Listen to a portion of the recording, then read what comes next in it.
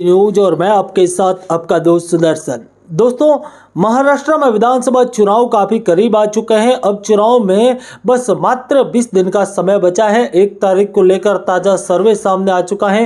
किस सीट पर कौन सी पार्टी जीत रही है, किस पार्टी की क्या कुछ स्थिति है, इसको लेकर संपूर्ण जानकारी देंगे, संपूर्ण अपडेट देंगे कि महाराष्ट्र के किस क्षेत्र में किस पार्टी का क्या कुछ प्रभाव है, कौन सी पार्टी इस बार महाराष्ट्र में बाजी मारते हुए नजर आ रही है। दोस्तों, आपको बता दें कि महाराष्ट्र में विधानसभा चुनाव को लेकर सबसे बड़ा और सटीक सर्वे सामने आ रहा है। सभी 288 सीटों को लेकर ताजा सर्वे के अनुसार महाराष्ट्र की एक एक सीट, एक एक क्षेत्र को लेकर तमाम जानकारी लेकर हाजिर हो चुके हैं। आपको बता दें, शहादा विधानसभा सीट है जो कि भारतीय जनता पार्टी के खाते में जाती हुई नजर आ रही है। शहादा की विधानसभा सीट पर भारतीय जनता पार्टी, जबकि फूसवाल विधानसभा सीट पर यहाँ पर महाविकास अघाड़ी, जबकि नंदुवार विधानसभा सीट पर भारतीय जनता पार्टी जीतती हुई नजर आ रही है। फूसवाल विधानसभा सीट का मैंने आपको पहले ही बता दिया है कि सीट पर भारतीय जनता पार्टी जीत रही है, जबकि नवापुर सीट पर महाविकास अघाड़ी का कब्जा होता हुआ नजर आ रहा है, जहां पर भाजपा का कब्जा था। जलगांव शहर पर भारतीय जनता पार्टी एक बार फिर जीत दर्ज करती हुई नजर आ रही है। वही दोस्तों, जलगांव ग्रामीण विधानसभा सीट पर शिवसेना उद्धव ठाकरे ग्रुप, जबकि धुले ग्रामीण सीट पर कांग्रेस पार्टी जीत दर्ज करती हुई नजर आ सकती है। इसी बीच अगर आगे बढ़े तो हमारे पास अमलनेर सीट आती है, जहां पर एआईएमआईएम चोपड़ा की सीट पर शिवसेना शिंदे ग्रुप जीतता हुआ नजर आ रहा है। जबकि आपको बता दें कि एरनकोल्ड सीट की बात करें तो शिवसेना शिंदे ग्रुप का कब्जा होता हुआ नजर आ रहा है।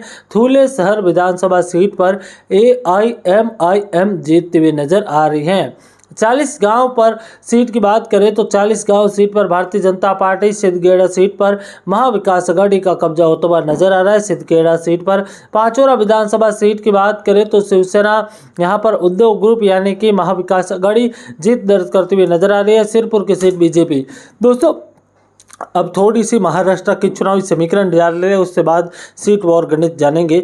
आपको बता दें कि महाराष्ट्र में जो पिछले चुनाव हुए थे उसमें भारतीय जनता पार्टी और यहाँ पर शिवसेना, जो कि उस समय एक ही हुआ करती थी, उसने बहुमत का आंकड़ा हासिल किया, यानी कि 161 सीटों के साथ दोनों ही दल मजबूत थे। भाजपा 100 प्लस सीटें जीतकर मुख्यमंत्री पद पर दांव ठोक रही थी, तो वही कहीं ना कहीं शिवसेना भी चाहती थी कि मुख्यमंत्री उनका बनना चाहिए, और इसी के चलते दोनों ही पार्टियों के बीच सियासी अनबन देखने को मिली। और चुनाव के नतीजों के कुछ ही दिन बाद महाराष्ट्र में बिखर गया इंडिया अलायंस। हालांकि इसकी शुरुआत 2014 में ही हो गई थी। खटपट दोनों ही दलों के बीच 14 में ही शुरू हो गई थी, लेकिन 19 का चुनाव दोनों ही दलों ने साथ मिलकर लड़ा था। जब से शिवसेना और भाजपा वर्चस्व में आई थी, दोनों ही पार्टियां साथ मिलकर चुनाव लड़ती थी, लेकिन यहाँ से बड़ा बदलाव होता है और सबसे बड़ा उलटफेर होते हुए यहाँ पर काफ़ी अहम और महत्वपूर्ण स्थिति बनती है। और यहाँ पर सबसे बड़ा झटका है वो यहाँ पर भाजपा को लगता है, जो कि मुख्यमंत्री पद की चाह रखती है, और उनके हाथ से एक तरीके से कहा जा सकता है कि लोकसभा चुनाव में प्रचंड बहुमत मिलने के बावजूद यहाँ पर उनके हाथ से सत्ता बिखरती हुई नजर आई। हालांकि भारतीय जनता पार्टी इतनी आसानी से पीछे हटने वालों में से नहीं है। भाजपा अचानक ही शिवसेना के साथ गठबंधन टूटने के बाद अचानक सही सुबह सवेरे सुबह 5 बजे, भारत के इतिहास में पहली बार एक ऐसा दिन जब ऐसी कोई इमरजेंसी नहीं थी, लेकिन सुबह 5 बजे अचानक से राज्यपाल भवन से एक लाइव शुरू होता है और खबर सामने आती है जो सबको चौंका देती है कि देवेंद्र फडणवीस महाराष्ट्र के सीएम के पद की शपथ लेते हुए टीवी पर नजर आ रहे हैं। सुबह 5 बजे की ब्रेकिंग न्यूज जनता में और खास तौर पर शरद पवार एनसीपी में बड़ी भगदड़ मच जाती है। शिवसेना को तो यहाँ पर पैरों तले जमीन खिसक जाती है, और कांग्रेस की तो बात ही मत पूछो, क्योंकि तीनों ही दल मिलकर सरकार बनाने का सोच रहे थे। लेकिन इसी बीच अजित पवार बागी होकर लगभग 40 विधायकों के साइन किए हुए लेटर को यहाँ पर बीजेपी के साथ मिलाकर यहाँ पर सरकार बनाने का दावा पेश करते हैं और महाराष्ट्र में देवेंद्र फडणवीस से सीएम पद की शपथ ले लेते हैं। हालांकि यह सरकार 2 दिन चलती है और एक बार फिर यहाँ पर अजित पवार, जो कि उप मुख्यमंत्री बनते हैं देवेंद्र फडणवीस के साथ, वह पाला बदलकर फिर शरद पवार के पास चले जाते हैं। यानी कि शरद पवार का कद यहाँ पर अजित पवार को समझ आ गया था और इसी बीच महाविकास आघाड़ी की सरकार बनती है जिसमें उद्धव ठाकरे मुख्यमंत्री बनाए जाते हैं। हालांकि इसमें भी एक पेच फंसा होता है क्योंकि जो यहाँ पर विधायक दल का नेता है वो एकनाथ शिंदे को चुना जाता है, लेकिन इससे ना तो शरद पवार खुश थे और ना ही राहुल गांधी। वह उद्धव को ही सीएम पद की कुर्सी पर देखना चाहते थे और इसी का खामियाजा है कि उद्धव सीएम बनते हैं और एकनाथ शिंदे को मंत्री बनाया जाता है। उद्धव के साथ अजित पवार एक बार फिर उप मुख्यमंत्री पद की शपथ लेते हैं। यह पिछले एक महीने में अजित पवार की दूसरी मुख्यमंत्री पद की शपथ होती है, उप मुख्यमंत्री पद की, और एक बार फिर महाराष्ट्र में सरकार स्थिर तौर पर चलना शुरू हो जाती है। लेकिन ड्रामा यही नहीं रुकता। महाविकास आघाड़ी में कहीं ना कहीं तीनों ही दल जो कि एक दूसरे के बेमेल वाले दल थे, तीनों ही दलों के बीच एक दूसरे की यहाँ पर विरोध करने के अलावा कुछ नहीं था। लेकिन ऐसे बेमेल वाले दल यानी कि दो ऐसे दल जिनकी विचारधारा ही अलग है, एक पार्टी जो कि सबको साथ लेकर चलना चाहती है तो दूसरी पार्टी कहीं ना कहीं हिंदुत्व के नारे को यहाँ पर ऊपर रखने वाली पार्टी, और एक पार्टी जो कि कांग्रेस से अलग होकर ही बनी थी। तो इन तीनों ही बेमेल वाले दल का सरकार तो बन जाती है, लेकिन यह सरकार कितने दिन तक टिकेगी विशेषज्ञ बताते हैं। कोई 1 महीना, कोई 5 महीना, तो कोई 1 साल। लेकिन सबको चौंकाते हुए लगभग 2.5 साल के आसपास महाविकास आघाड़ी की सरकार गिरती है और सबको उम्मीद थी कि उद्धव ही इस गठबंधन को छोड़कर एक बार फिर भाजपा के साथ चले जाएंगे, लेकिन ऐसा कुछ होता नहीं है। आपको बता दें कि यहाँ पर सबसे बड़ा और चौंकाने वाला अपडेट तब मिलता है जब महाराष्ट्र के सीएम उद्धव ठाकरे के लिए बड़ा झटका रात को लगता है जब एकनाथ शिंदे अचानक ही गायब हो जाते हैं और उनके साथ शिवसेना के 40 से ज़्यादा विधायक भी गायब हो जाते हैं। एकनाथ शिंदे, शरद पवार और कांग्रेस के तमाम बड़े नेताओं के लिए चिंता का विषय हो जाता है कि आखिर कहां चले गए 50 से ज़्यादा विधायक, जिसमें 40 विधायक है वो शिवसेना के थे।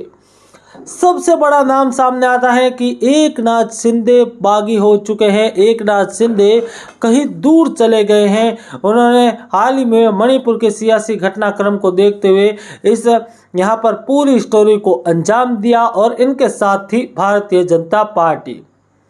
कुछ दिन तक गुवाहाटी में रहने के बाद एकनाथ शिंदे वापस महाराष्ट्र लौटते हैं और शिवसेना पर दावा ठोक देते हैं कि शिवसेना उन्हीं की है और कुछ समय बाद महाराष्ट्र के सीएम पद की शपथ ले लेते हैं एकनाथ शिंदे।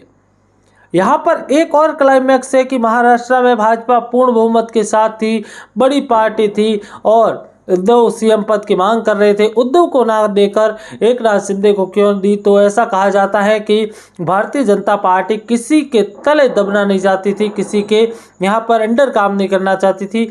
एकनाथ शिंदे जो कि अभी अभी पार्टी तोड़कर अलग हुए थे, तो ऐसे में कहीं ना कहीं एकनाथ शिंदे भाजपा की बात सुनेंगे और इसी वजह से महाराष्ट्र में एक बार फिर तख्ता पलट होती है और एकनाथ शिंदे सीएम बनते हैं और चौंकाने वाला फैसला होता है कि देवेंद्र फडणवीस उप मुख्यमंत्री बनेंगे। यह भी एक पहला बड़ा महाराष्ट्र में इतिहास होता है कि एक सीएम पूर्व सीएम उप मुख्यमंत्री यानी कि डिप्टी सीएम बन जाता है। इसी दौरान महाराष्ट्र में कई सियासी घटनाक्रम घटते हैं और शिवसेना का जो चुनाव चिन्ह है, मुख्य शिवसेना है, वह धनुष बाण का चुनाव चिन्ह एकनाथ शिंदे को मिल जाता है और कहीं ना कहीं उद्धव ठाकरे को यहाँ पर बड़ा झटका लगता है।